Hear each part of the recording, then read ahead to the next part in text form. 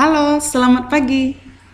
Semoga di awal tahun ajaran baru ini anak-anak ibu semua dalam keadaan sehat. Walaupun dalam wabah pandemi yang kita alami di seluruh negara kita, ibu harapkan kepada anak didik ibu semua semangat dalam proses belajar mengajar. Jadi sebelumnya ibu akan perkenalkan diri ibu karena ini adalah awal ajaran baru. Ya, jadi saya adalah wali kelas 4 SDN 173635 Parparian. Perkenalkan nama ibu, Ibu Nofrasio Hombing. Ya, jadi untuk 1 tahun ini kita akan belajar bersama. Jadi kita akan memulai pembelajaran kita, yaitu dalam tema pertama, yaitu indahnya kebersamaan. Dengan subtema kita, yaitu keberagaman budaya bangsaku.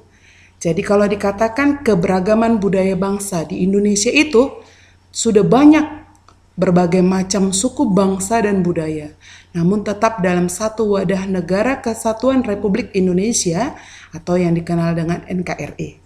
Keberagaman tersebut merupakan anugerah dari Tuhan Yang Maha Esa. Jadi kita wajib untuk mensyukurinya. Kita ketahui bahwasanya Indonesia yang terdiri dari berbagai macam suku disatukan dalam semboyan nenek moyang kita, yaitu Bhinneka Tunggal Ika. Ya artinya adalah walaupun berbeda-beda tetapi tetap satu jua. Nah, jadi kalau dikatakan yang namanya budaya, apa sih Bu budaya itu? Jadi budaya itu diambil dari bahasa Sanskerta, yaitu budaya. Artinya hal-hal yang memiliki arti budi dan akal manusia. Jadi kalau dikatakan secara garis besar, maksudnya adalah dengan budi dan akal manusia dapat melakukan kehidupannya. Budaya bersifat turun-menurun dari generasi ke generasi terus diwariskan. Ya. Jadi untuk yang namanya kebudayaan itu kita bisa membaca di dalam buku kita di halaman yang pertama mengenai pawai budaya. Jadi di situ pawai budaya itu diceritakan mengenai kebudayaan yang beraneka ragam mulai dari Sabang sampai Merauke. Yang kita ketahui bahwasanya di dalam pawai budaya itu ada 5 paragraf anak-anak. Jadi ini nanti di dalam 5 paragraf itu kita disuruh membuat gagasan pokok. Nah, apa itu gagasan pokok, Bu? Kalau dikatakan gagasan pokok itu adalah ide utama yang dibahas dalam suatu bacaan. Jadi dapat berupa kalimat inti atau berupa pokok paragrafnya. Inti cerita dalam satu paragraf.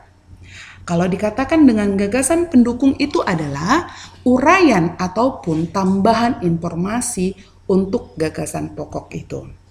Nah, sekarang kalau dikatakan yang namanya kaya akan budaya, tarian, dan makanan khas daerah, Indonesia juga kaya akan jenis alat musik. Jadi ada contoh alat musik yang dimiliki oleh berbagai suku di Indonesia. Dan cara memainkannya pun berbeda-beda. Ada kecapi. Kalau yang kita ketahui kecapi itu berasal dari Jawa Barat. Dimainkan dengan cara bagaimana? Dipetik. Sedangkan angklung itu yang bahannya adalah bambu. Itu berasal dari mana, Bu? Dari Jawa Barat. Bagaimana cara memainkannya? Itu digoyangkan, ya. Itu kalau angklung. Sedangkan saluang, kalau di sini saluang itu disebut dengan seruling juga. Itu berasal dari Sumatera Barat. Dimainkan dengan cara ditiup. Gendang itu berasal dari Jawa Barat. Dan tifa dari Papua dimainkan dengan cara dipukul. Bu, bagaimana Bu angklung itu, Bu? Bagaimana bentuknya? Inilah dianya angklung. Ya, ada angklung, ada saluang, ya. Ini ada kecapi, ada juga gendang, ya. Ada juga tifa, ya. Jadi itu merupakan alat musik. Pastinya alat musik itu menimbulkan yang namanya bunyi. Jadi kalau dikatakan bunyi itu apa, Bu? Nah, kalau Ibu ambil nanti di rumah ya, sediakan sendok boleh, gelas, tutup dandang ya. Coba bunyikan dulu. Nah, seperti ini dia. Nah, seperti ini. Menimbulkan bunyi enggak? Jadi kalau dikatakan bagaimana apa itu bunyi? Segala macam bentuk bunyi itu berasal dari benda yang bergetar. Getaran dari suatu benda akan mengakibatkan udara di sekitarnya bergetar. Getaran tersebutlah yang menimbulkan gelombang bunyi yang sampai ke telinga kita. Benda-benda yang bergetar dan menghasilkan bunyi, itulah yang disebut dengan sumber bunyi. Jadi ingat ya, bunyi dapat merambat melalui benda padat, cair, dan gas. Akan tetapi, bunyi tidak dapat merambat pada ruang hampa.